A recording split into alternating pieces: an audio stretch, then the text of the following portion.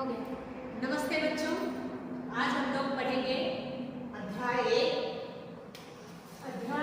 पूस की रात, जिनके लेखक हैं प्रेमचंद। कौन है? प्रेमचंद,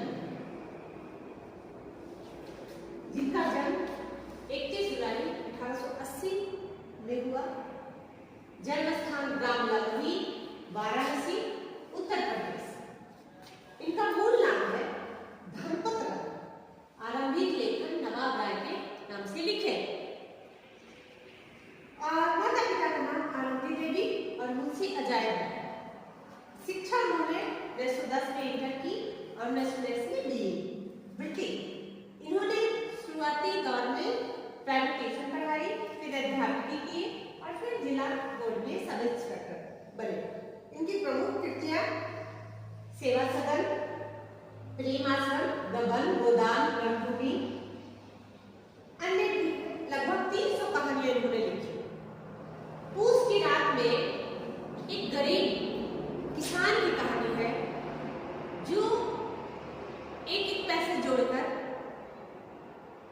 कंबल के लिए पैसे बनाता है, लेकिन साहूकारों की जो दबाव है वो उसकी पत्नी झेल नहीं पाती है और फिर वो कहता है कि कंबल के पैसे वो दे दे, और कंबल के पैसे को दे देता है लहंगा। तो फिर वो पूस की रात में जब वो खेतों की रखवाली करता है तो बहुत ही कठिनाइयों का सामना करता है। कड़ाके की ठंड में भी वो पत्ते जलाकर सेकता है, कुत्ते को गोद में लेकर रहता है। किसी भी तरह वो सोचता है कि हम रात काट लें, लेकिन ये कड़ाके की ठंड, पूस की रात वाली ठंड बहुत ही भयावह होती है, बहुत ही शीतकारी होती है, जो उसकी हड्डी तक कपा देती है। लेकिन फिर भी वो हिम्मत नहीं हारता है और रखवाली करता है।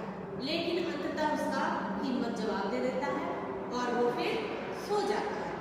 और इतने में जंगल के जो जानवर हैं, जंगली जानवर हैं, जो खेतों को बर्बाद कर देते हैं, खेतों की फसलों को बर्बाद कर देते हैं और उनका नुकसान हो जाता है। जब नुकसान हो जाता है तो उसकी पत्नी आती है, वो कहती है कि आपने तो रखवाली नहीं की।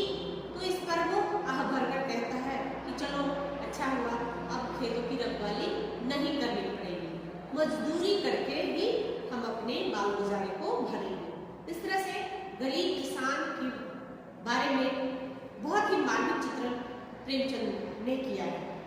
उन्होंने गरीबी का जो परिभाषा होनी चाहिए वो बहुत ही दयनीय